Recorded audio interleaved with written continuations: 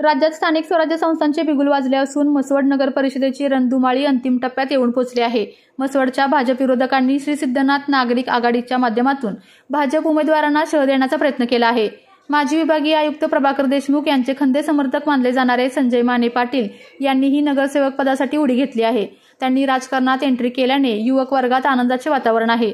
राष्ट्रवादीचे सर्वेसर्वा शरद पवार यांच्या विचारांचे पाईक असणाऱ्या संजय माने पाटलांनी प्रभाकर देशमुख यांच्या माध्यमातून म्हसवड नगर परिषदेत बदल घडवायचा निश्चित केला आहे। म्हसवडकरांना त्यांनी मतदान करण्याची विनंती केली असून 4 तारखेपासून म्हसवडचा विकास करण्यासाठी सज्ज राहील असे प्रतिपादन देखील त्यांनी केले आहे। नमस्कार, मी संजय रावसाहेब माने पाटील।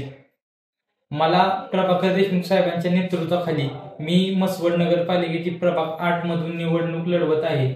तरी मला प्रचार करण्यादरम्यान मला मोठा प्रतिसाद आमच्या प्रभागमधून मला मिळत आहे।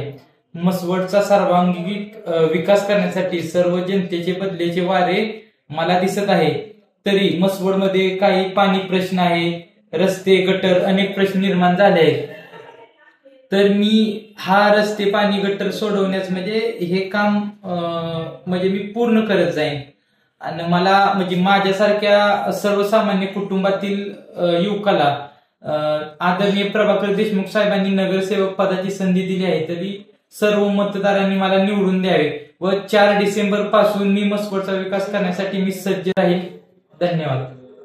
आपल्या तालुक्यातील जिल्ह्यातील बातम्या सर्वप्रथम पाहण्यासाठी आजच सातारा न्यूजला YouTube चॅनलवर सबस्क्राइब करा, लाईक करा, शेअर करा आणि बेल आयकॉन प्रेस करायला विसरू नका।